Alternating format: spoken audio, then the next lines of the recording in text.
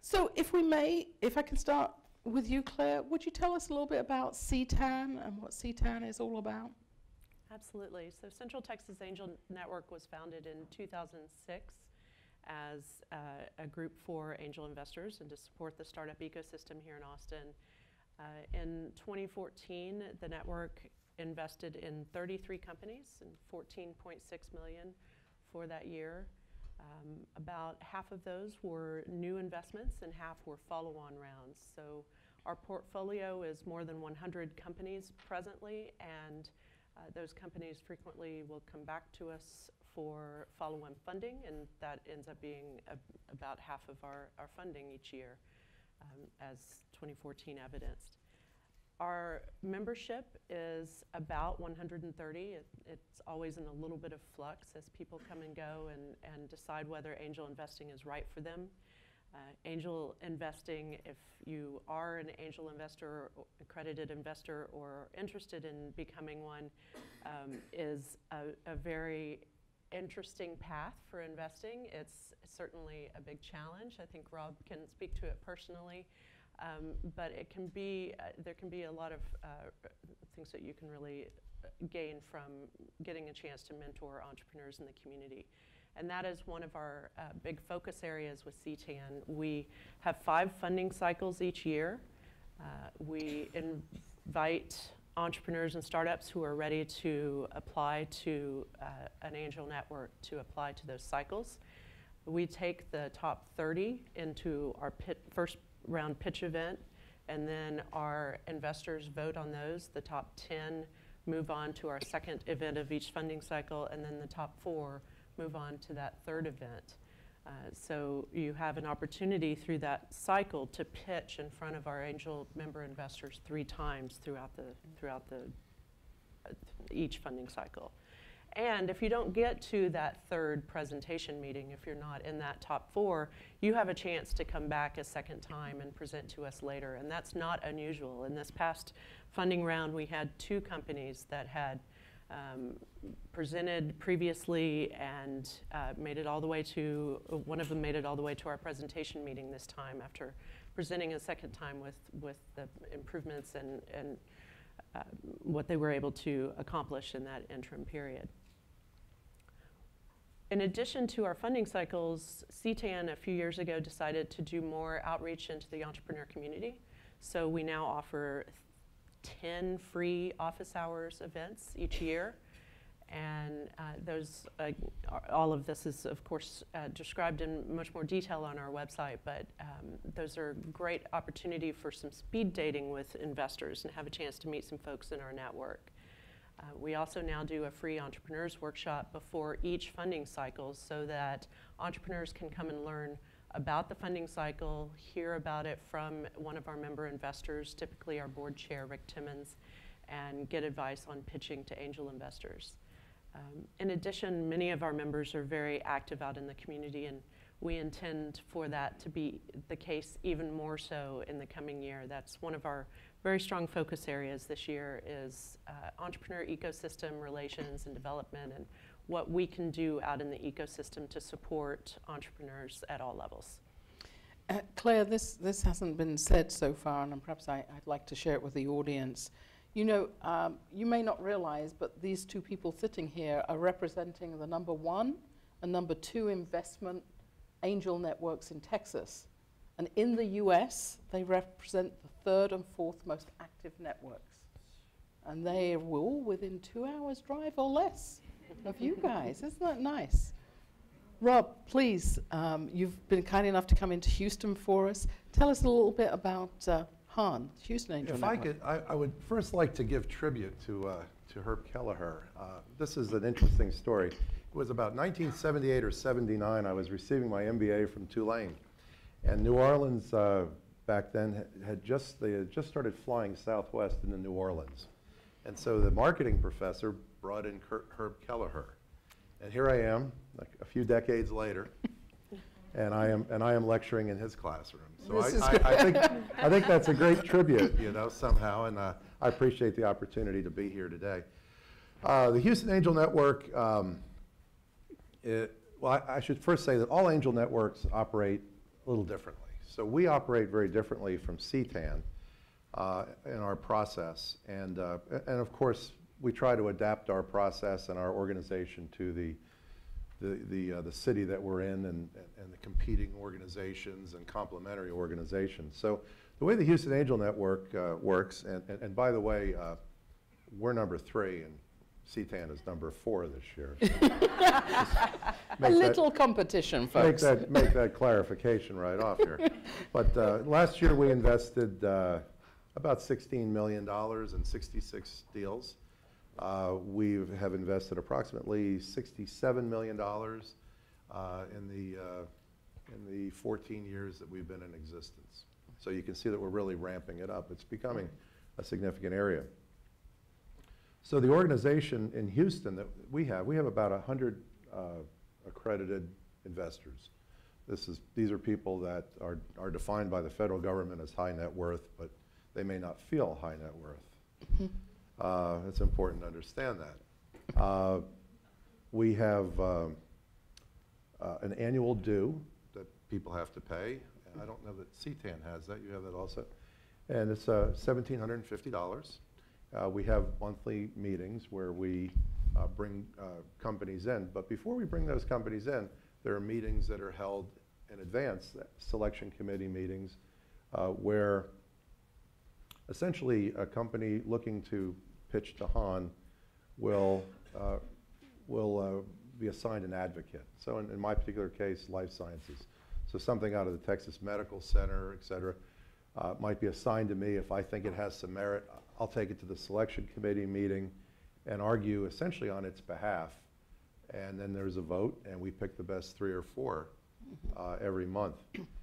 Those then get to present 2 weeks later to our membership at large at a morning breakfast, and then it becomes fun.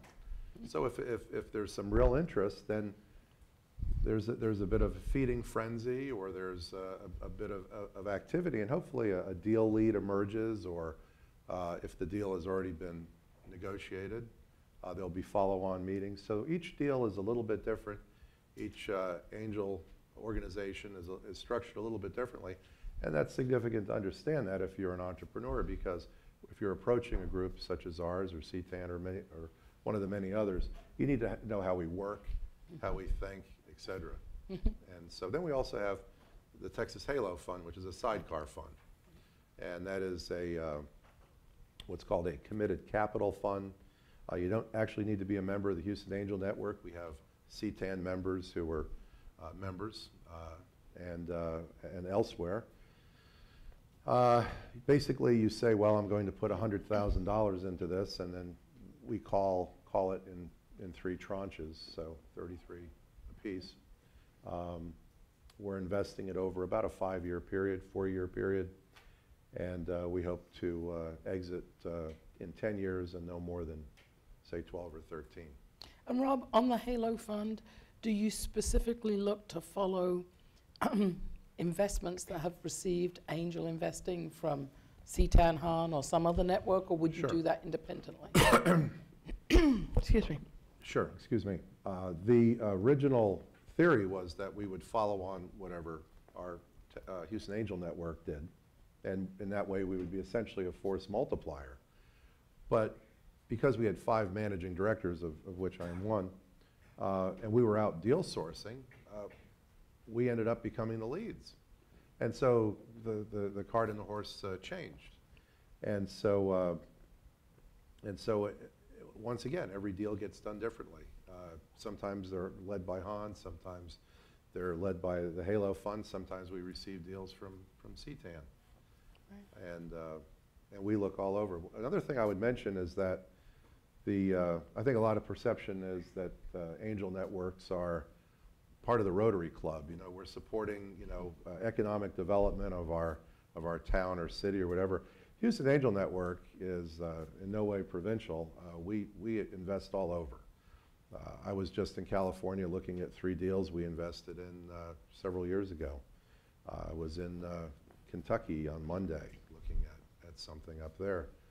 So we had an investment from Boston come down and present to our members looking for follow-on funding. So we look all over, and it was only recently we started adding what city they were from to our selection committee, and I think that might be something that surprises everybody. We're not part of the Rotary Club. That's most unusual, because most angel networks look to invest in their backyard first, where perhaps they have some privileged information about the entrepreneur or the track record or the business idea. And they don't have to travel to Kentucky or California. Very cold places in February. What I would say to that is that I agree with you. And the one thing that angels will always tell you is, well, we invest in management. And so the theory is, well, if you invest in management, it's quite good to have them, be in the same town and you can look over the shoulder, et cetera. But we have found that, there's so much technology out there, video calls, conference calls, that's not the issue that maybe it was, 20 years ago.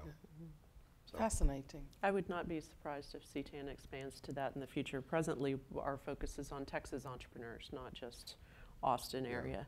So our outreach is all over the country. We have, I view it as developing our ecosystem. We're connected into New Orleans, the Bioinnovation Center there. We're connected, of course, to CTAN. One of our deals is going out to the Life Science Angels to present on the 3rd of March, looking for follow-on funding. So we're all over. And I think congratulations on the Houston numbers this year, by the way, for 2014. That's very big. Thank you. On behalf of CTAN. But competition aside, and we do love to compete on our numbers, one of the exciting things about Texas is that we have an alliance of Texas Angel Networks. So there are 10 member networks. I think we might be expanding to 11. Lubbock just started an angel network who are all investing in Texas entrepreneurs. And it's not at all uncommon for us to work with our startups to syndicate deals with other networks, whether that's HAN or Cowtown Angels in Fort Worth or West Texas Angels. It's quite good to have that alliance and that opportunity for syndication, in particular for the startups who need a larger raise. If you don't mind sharing with us, if there's such a thing, the typical amount, and I know it's deal specific, a typical amount an individual angel will invest or a group of angels in a deal. Nationally, the number is 275,000 in terms of a group of angels together. Typically, we're finding 25 to 50,000 an angel, unless you have a super angel, which will do up to $500,000, of which they are very few and far between. But we're now starting to, so if you could share with us those numbers, and I have a follow-on question for you. Our average for 2014 was around 445,000 per startup investment. Now that's the whole network. Individual investments can range anywhere from 6,000 to I think probably the highest one I saw in those numbers is somewhere north of 900,000. So you have at least one super angel there. So there's nothing typical. I think that's the, if you look at the mean, the median, and the medial, you're going to have, they're not going to be coherent. I actually divided 16 million divided by 66 and came up with approximately 260,000. And yet that's just not the answer. That's, if pushed. The range is. Yeah, the range is all over. And so there's so many startups that receive 50 or 100. And then there's some follow-ons that are, $500,000, and so the bell curve is trimodal or something. It's very. And we had a record follow-on this year that was 3 million. So it right, you just runs don't the know.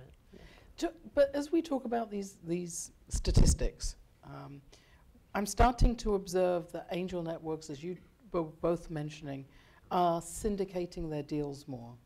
If we'd sat and had this conversation 5 or 6 years ago, that would not have been the case. And now we see active networking between not just the 10 angel networks here. Rob, you gave examples of other places where we're trying to get larger amounts of money at early stage seed Series A for these entrepreneurs. When that happens, How does it happen? Is it individual relationships? Is it network to network? Is it all of the above? So I think it's a little bit of all of the above. So on my trips, I said I was visiting the companies we had invested in, but a side aspect of that, of course, is you're trying to meet the fellow investors that are in those areas, and you're trying to develop the ecosystem. So I don't think anything substitutes for meeting somebody face to face and developing, trying to understand what areas they like to focus on. You have life science investors who wouldn't touch an oil and gas deal, who the oil and gas people won't touch an IT deal. So everyone has their areas they're looking for, and it's important to know where these people are. So there's also the whole activity, the whole area of the online syndication operations, and those tend to be, I think, more IT related. Angel List is one example, and I think we were involved in a couple of those over this past year. But I don't know that those lend themselves, for example, to a hard science deal, like a biotechnology thing. It requires a lot more understanding, and it's just not obvious, intuitive right away. So I think they're, again, very specific. And one thing that the networks in Texas in particular have done is to all get on the same platform. It's something really basic. We're all on ProCedar now. Everyone moved from Gust to ProCedar in the past year, I think. And that means that we can then, any entrepreneur who wants to apply to multiple angel networks can let each of us know, and we share that information across networks on ProCedar, and can introduce deal leads to the other networks, and everyone can more easily communicate because of that shared platform. I think that helps. But you also share the due diligence on that shared platform. Yes. And via email or phone. I've had other networks call me and say, what about this startup? How far did they go through in your process? Can you tell me a little bit about what your network thought of them? And we share that information in confidence. Yeah.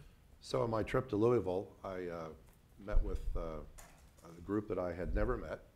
And we had 2 years ago put together a syndication of $4.6 million to fund this company. It was a vaccine startup, and they didn't want to start until they had money in the bank, knowing that, because one of the big problems can be if you have minimal funding, then you spend all your time trying to raise the next round and not focusing on the business. So they said, well, we're not going to do anything until we have $4.6 million, and we got the syndicate together, and everyone shared. People we didn't even know, out of angels out of Alabama, Kentucky. It was quite impressive, and everybody was very forthright. And I have to say that I went up there just to meet these people because I wanted to do work with them more. That's great. Yeah. That's great. Types of companies. Everyone talks about tech companies. We've talked about life science, tech, digital, whatever. But do you see other types of businesses? Kind of share with us the types of other businesses that you wouldn't. Sure. Well, we see consumer packaged goods. One of our big deals you've probably seen on the shelves here in town. Sweet leaf tea was something that we did years ago, and we did that through successive rounds. I think 5 or 6 different rounds. And we had Christopher Clayton talk on this series just a Yeah. few months ago. He's phenomenal. Yes, well, I hope he gave us a pitch. Of course. Of course. We tend to do some things, being Houston, we do some things in the oil and gas area, or at least we used to. Slow down a little bit there. Slow down, I think. It's counterintuitive, but now that everyone's being laid off, we're going to get more oil and gas deals. And we're not talking about drilling wells. These are equipment deals, or seismic, or there's some technical aspect to it. We're going to get more because these people have been laid off.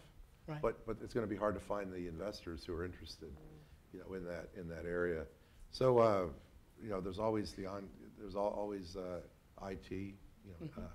In the life sciences area, we kind of differentiate in Houston the medical IT, because that tends to be more IT and less science.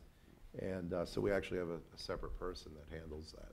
So, but there's all kinds of segments, and you can divvy it up based on what's in your region and what your people are interested in. And that's very true of CTAN as well. We, in 2014, surprisingly, I think to some folks in CPG and food and beverage between both areas, that was 21% of our portfolio. So of those 33 companies, that's rather significant. So certainly being in Austin and the tech hub that we are, tech, IT, mobile, are our bread and butter, I think, for CTAN, but we also play in Rob's area of life sciences and health as well. And probably will do more so in the future when the Oh, teaching yeah. hospital comes online. Yeah, there's more happening here around that. for sure. Absolutely. So there's all these angel networks across the country. I think technically at least 300 formal networks that are members of the Angel Capital Association, and there's a number of other informal networks.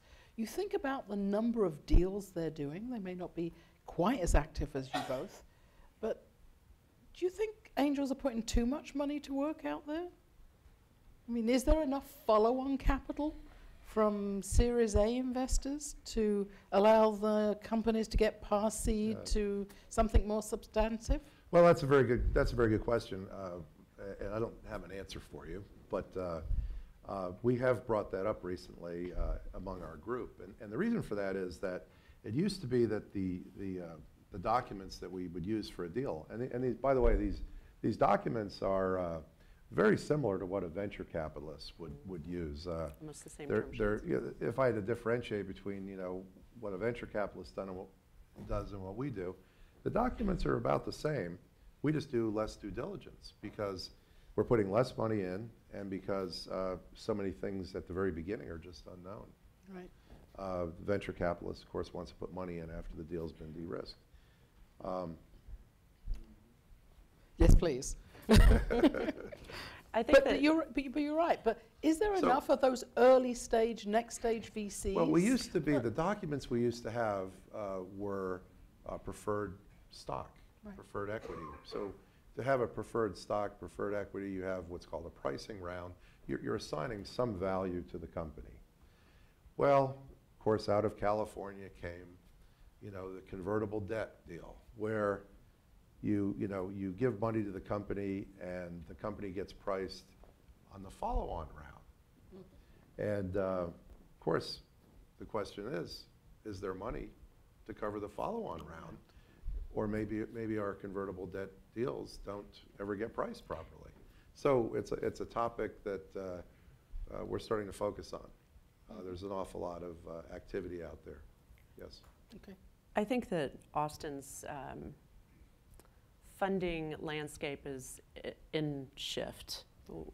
We've all heard the news over the last week about Austin Ventures and what's happening with their funds or not happening with their funds.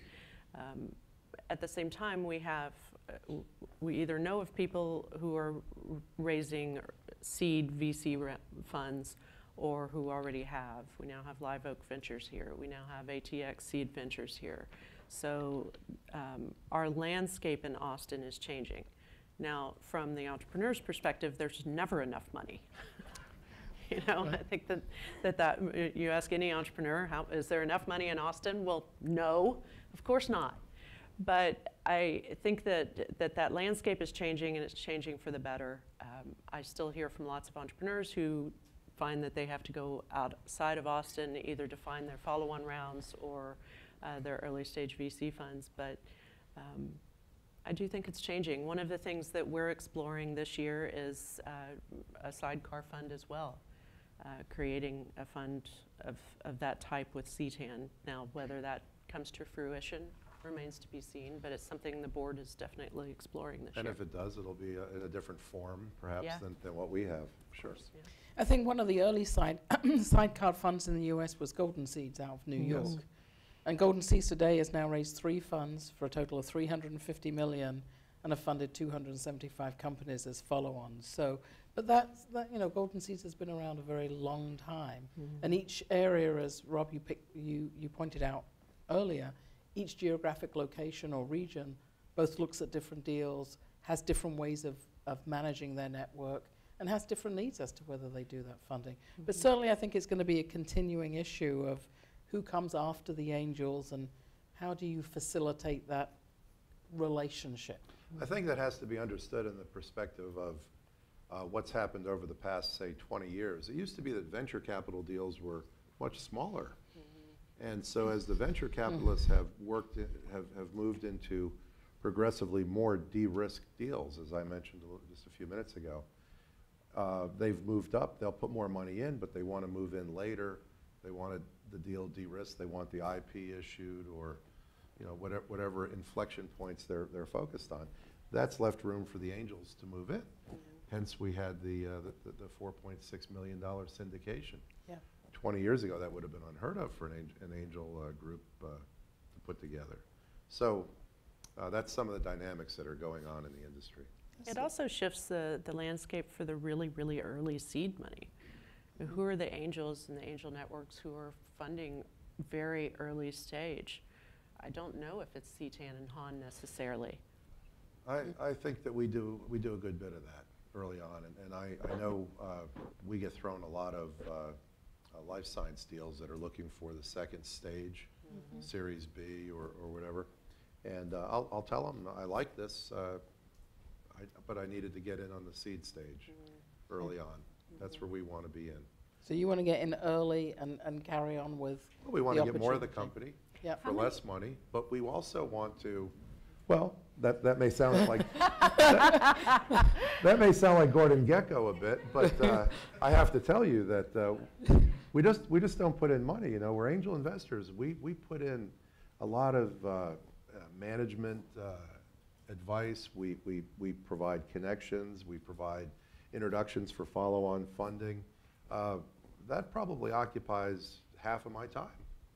So we want to get in early to make sure the boat is going in the right direction. Rob, would you say the money is almost peripheral to the deal you do, in that the value of the additional intros, services, networking would be, and the money is not trivial to the entrepreneur. They need money to do things, but the other if you could value those other attributes. Sure. So what we want to be investing in is what we would call a capital efficient deal.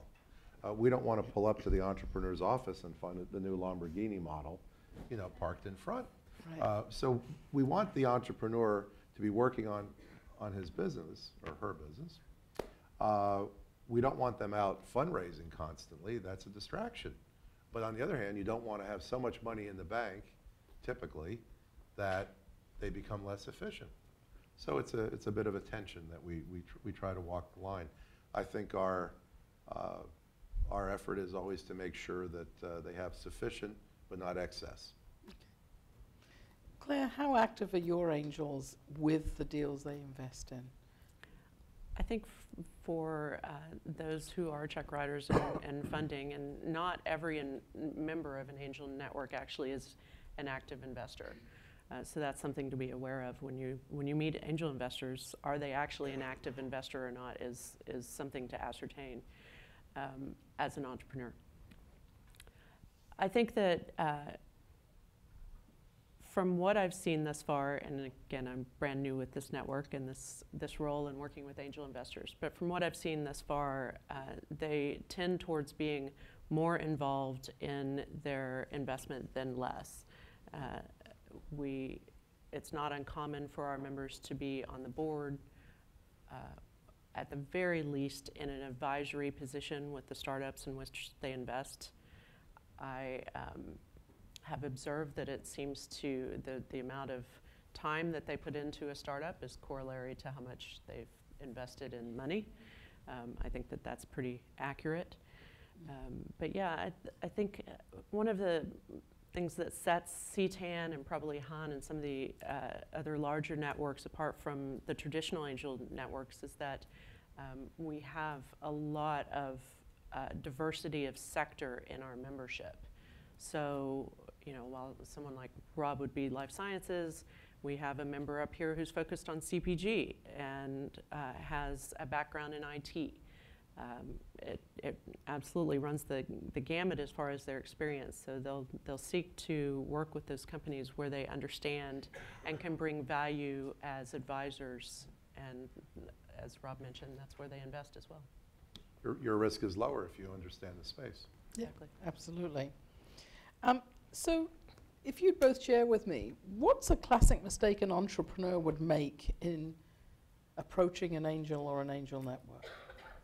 What's something you see time and time again? Okay, so let me speak on that one. You see?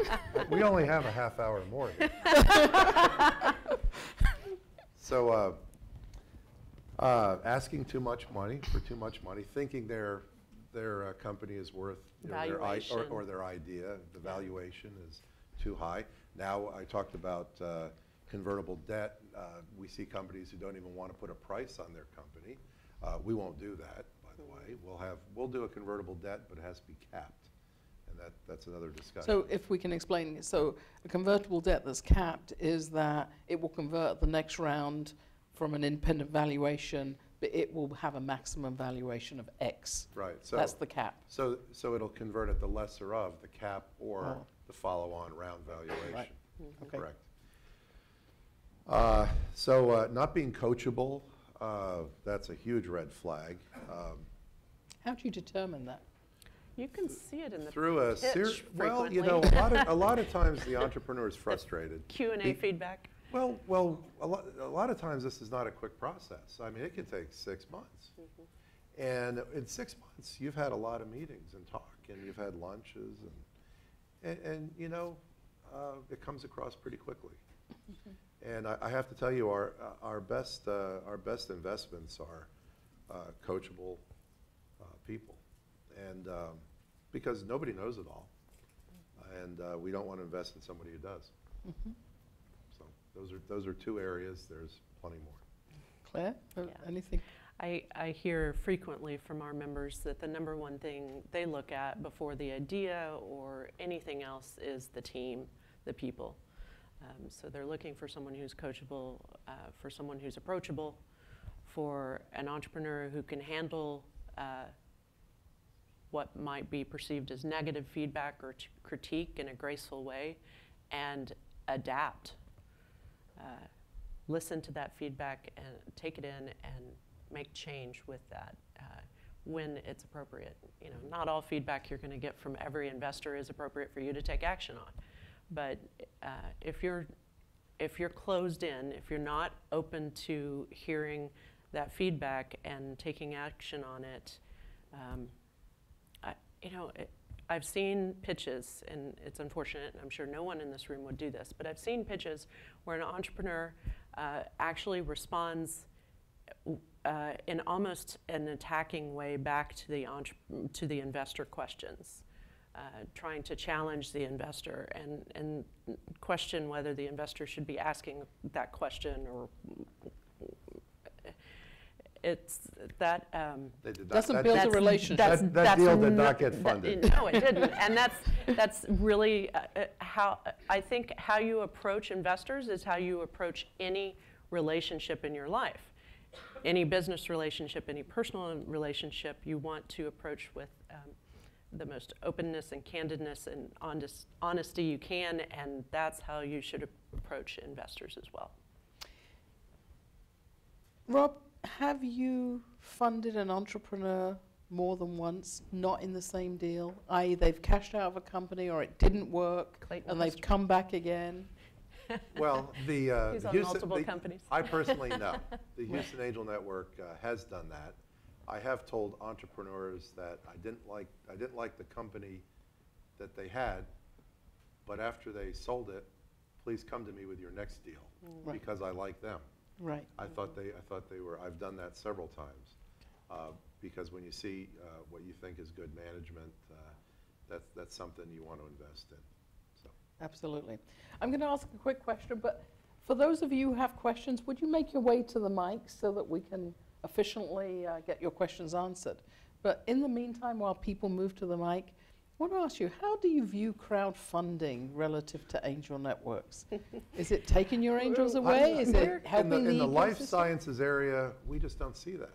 Okay. You know, that's not because there's just too much technology that just is not easily explained in that area. And But to speak for the other sectors of the other sectors it applies. But let me yeah. finish my point. Sure.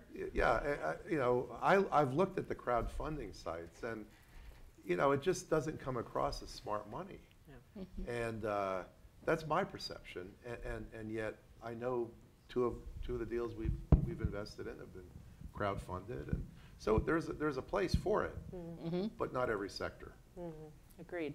I think that it's of course evolving, and angel investors, as with VCs, are trying to figure out what they do with this new space.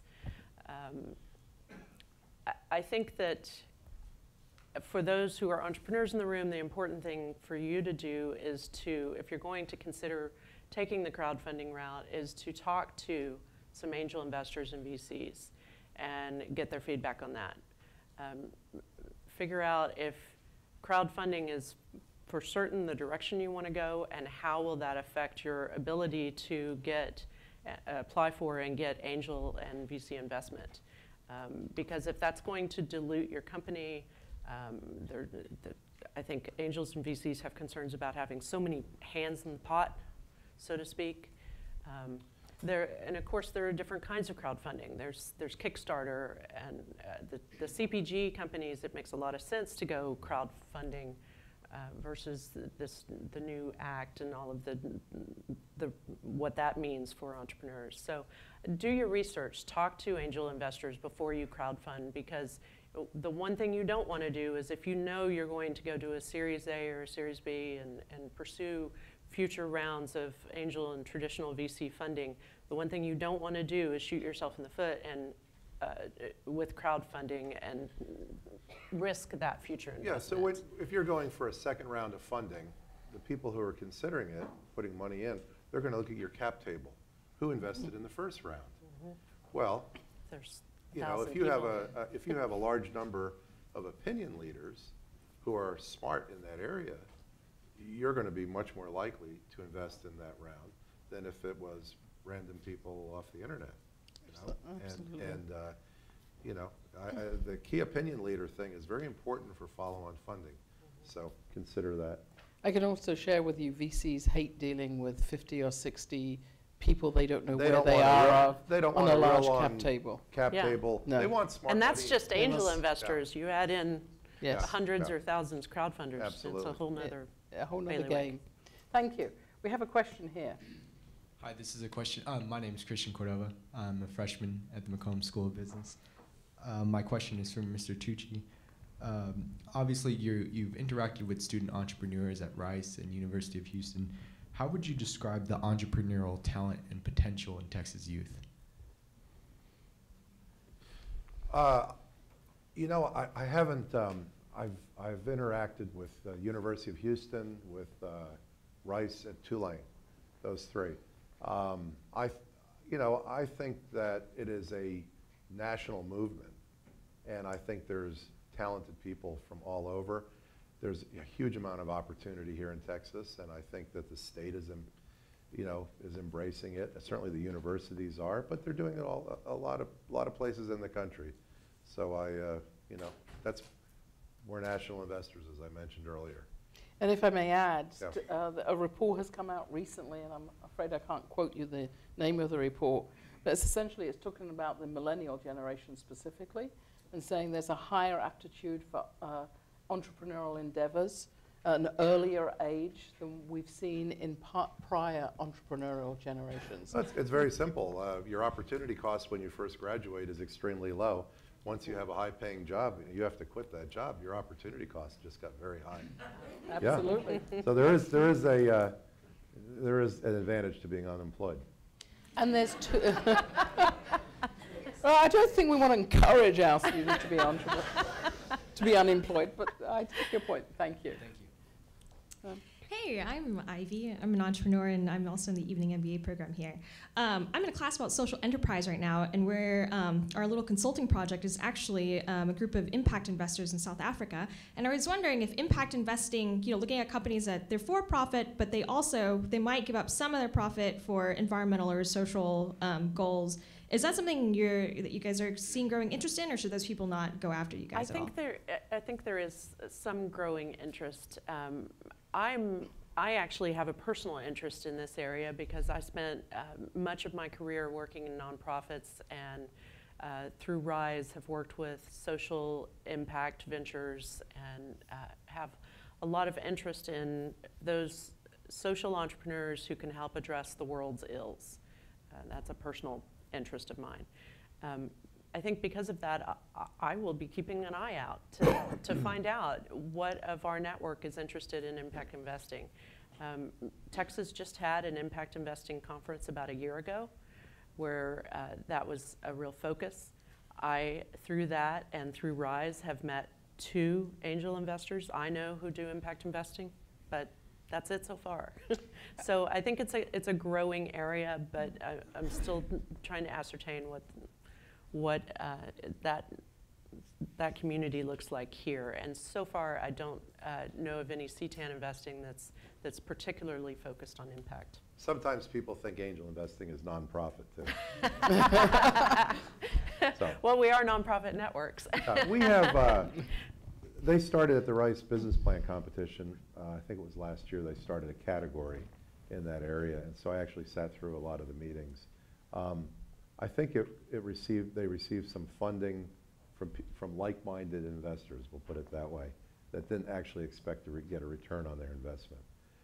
I can say that I'm not Gordon Gekko. If I can invest in something where I think I can make a great amount of money and it has social potential, I feel good about that. You know, I'll factor that in. Not a lot, but I'll factor it in. And you know, I think that's important. I agree. I think there's still a lot of misinformation about social investing. Is social investing just in a philanthropic sense, or is social investing the double bottom line, the Tom's shoes that makes a profit but gives something away? And I think until that terminology is perhaps clarified, you'll find that there'll still be social investors, whether they be, or investors, excuse me, in social enterprises, whether they be angels or non-angels, like the Calvert Fund, who does this very actively. But I think, like anything else, it's a question of what's your taste and what you're looking for. I'd encourage you to go visit with Zoe at Unlimited here in Austin, which is a social impact accelerator, where they do get investors for their companies afterwards, and go ask that question of that individual. I'll be at your office hours soon anyway, Laura. Oh, okay, we shall talk further. So. I had a question. You shared some guidance about size of investment. Can you share any guidance about desired return and the time or patience for that return? Sure. We shoot for something that... For the fund or for the network? Well, for both. Yeah, I mean, it's comparable. We shoot for something that ever taught me in business school, and that is 8 times your money. You know, we always talked about net present value, internal rate of return, et cetera. And, you know, 8 times your money. That's it. It's not mentioned over what time period, because the hockey stick always moves right. I've never seen it move left in 8 years, and that's just a reality. So I've never actually run an internal rate of return calculation on a seed stage company. There's just so many variables. You would simply be fooling yourself to do that. So I don't know that I've answered your question. I would say that the Angel Capital Association has statistics that are approximately a third of angel investments blow up. A third of them you get your money back approximately. A third of them you get some very high multiple, maybe 6, 7, 8, 10, maybe something like that. So the theory is, on average, you're getting maybe 3x, something like that. Angel investing is not for the faint of heart. Sometimes risky. it's nonprofit. And time frame, is there any such thing? Yeah, so time frame, we certainly shoot for, well, 3 years would be fantastic. 5 years would be normal, and of course the hockey stick on 5 moves to 7. If something is a 7-year deal, and we run into this in the life sciences area where you have regulatory issues. We really, in the life sciences area, that is the one thing that's most difficult, is the regulatory and the time frame. And we really try to control for that, where we can, shorten the time period. So, but we would never invest in something that right up front was a 10 or 12-year deal, because it's going to move to the right, you know, and I'm Become going to be retired. Yeah. Next question. Hi, my name is Mark Calabian. I'm an entrepreneur and I'm in the Macomb School of Business. My question was actually very similar to the one just asked, so I'm going to change it around a little bit. My question now would be, do you think maybe that there's a disconnect between some entrepreneurs and some angels, specifically because of the age difference? So I've seen a lot of investments where I know right off the get-go this app is not going to it's not going to be a hit just because, you know, kids these days aren't going to hop on there. But, you know, maybe some people can't see that just because there's a bit of a disconnect with what's, you know, maybe pop culture, things like that. I was wondering if you saw any of that and if you think there's a solution. From what I've seen, our active investors have seen a vast amount of the deal flow here in Austin. They're savvy. They understand their sectors. Many of them have experience in tech, whether it's been on the corporate side or having been successful entrepreneurs with exits themselves. I think age is a misnomer. That's typically irrelevant with an active angel network of savvy investors.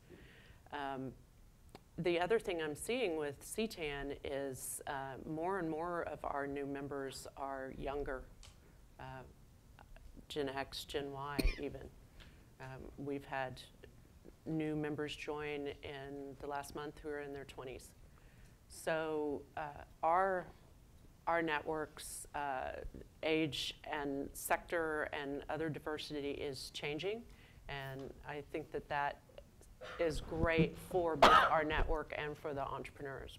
But I don't think it's necessarily, and the age issue is necessarily a problem, at least with us. Great. Thank you. Thank you. Next question. Hi, I'm Cecilia Lassiter from Macomb's MBA. So I read some interesting stats lately that 2.7% of women, or 2.7% of VC-backed startups have a woman co-founder, and only 6% of VC partners nationwide are women, though 20% roughly of angels are women. So what trends are you seeing as far as gender diversity in this space from both the startup side and the investor side? We're on the 20% with our angel network and growing, happily. I love to see more diversity of background and sector, as I've already mentioned.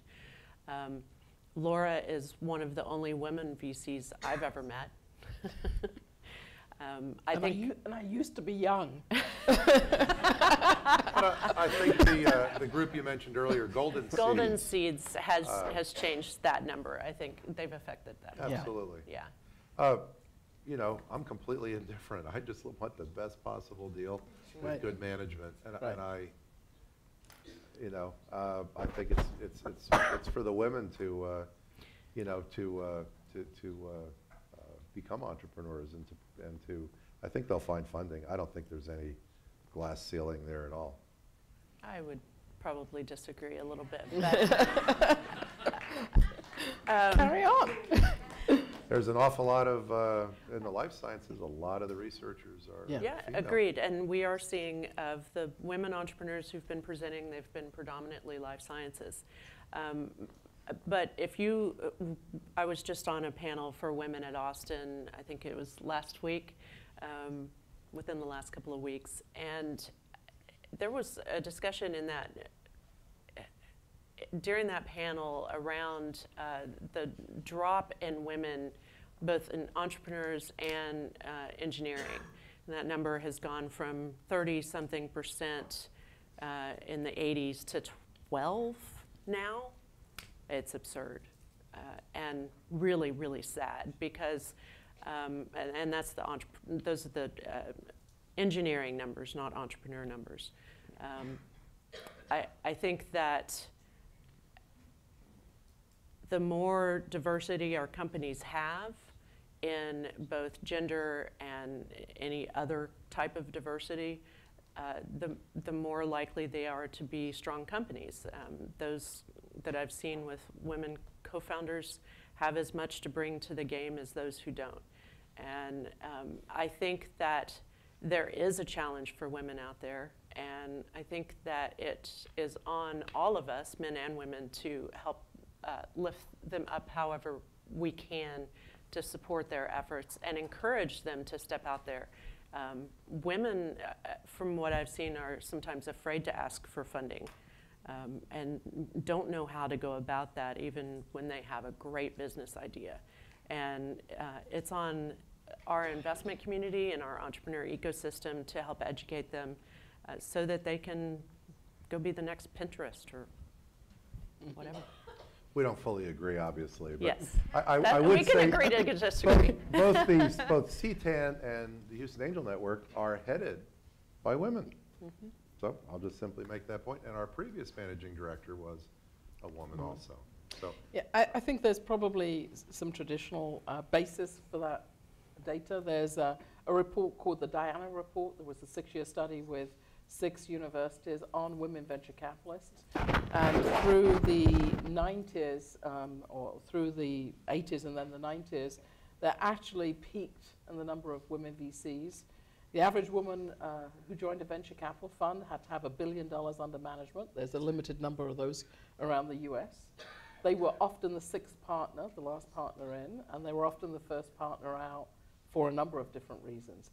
I think the great thing about angel investing today is it's a platform that's open to anyone who wants to participate that meets the regulatory requirements. Mm-hmm. And so like anything else in life, we follow success. So I'd like to see some more women entrepreneurs be financially successful. I'd like to see some of those and actually participate as angels and not sit on the sidelines. Mm-hmm. And ultimately today, women control more economic wealth in this country than any other subgroup you can devise. The question is, money is, I often say this, money is like water. Unless it moves, it stinks. So if you have it, you need to do something with it.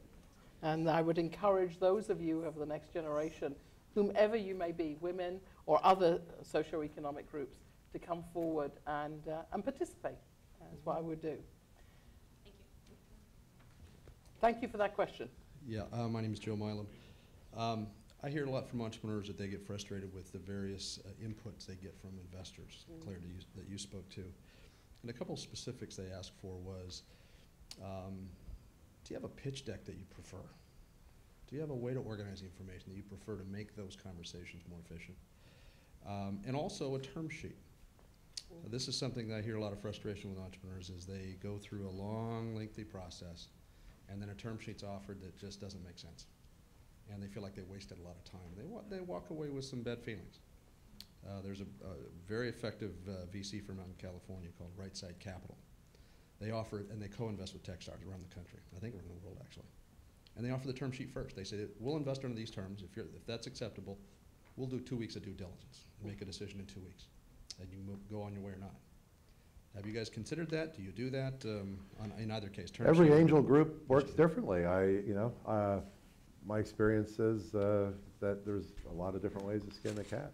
So as far as our group, if somebody shows up that is completely inexperienced, our managing director will assist. That's one of Juliana's roles.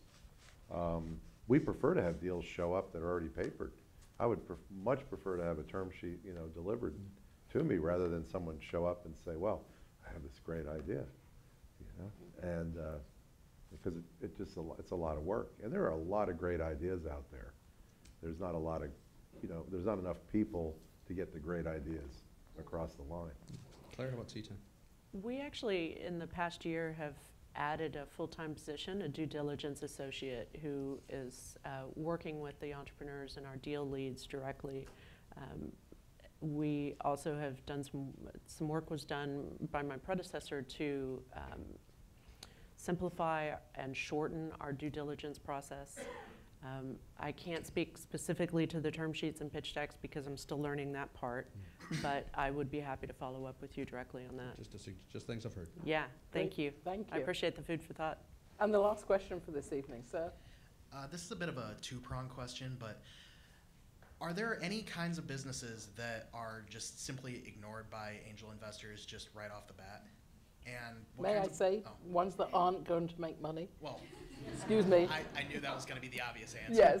But, like, I'm talking about maybe, like, say if somebody comes up with a really novel idea for a bar or something that will likely be profitable since it fits a certain niche that people are looking for, Yeah. but in most cases will be completely overlooked since it's deemed to be a bit of a dangerous aspect. And the second part of that question was going to be, what kind of businesses are most looked at by investors? Good questions, thank you. I think what we see predominantly is tech because of where we are. But in this last year, we invested, CTAN members invested in a brewery. We've invested in a vodka company. We've invested in a tequila company. I think a really great bar idea isn't that far off from those. So It would be very hard.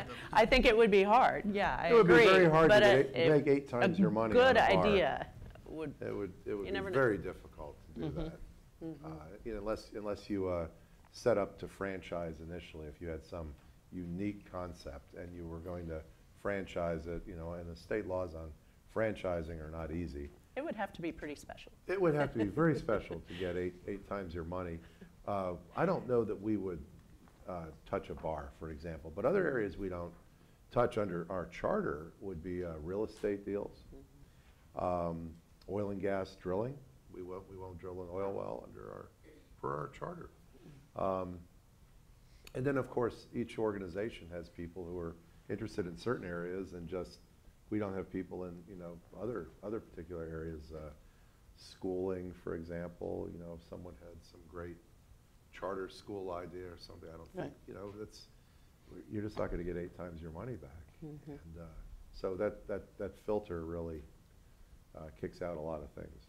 The only one idea consistently I have not seen funded, and I don't see many of these, thankfully, but adult toys is the only thing I have not seen I think funded. they're crowdfunded. They're crowdfunded. This is what happens. And on that note, Kickstarter. and on that, Somehow I knew that was going to go there. It's not smart money. it's not smart money. On that note, please join me in thanking our 2 speakers tonight who've done a fabulous job.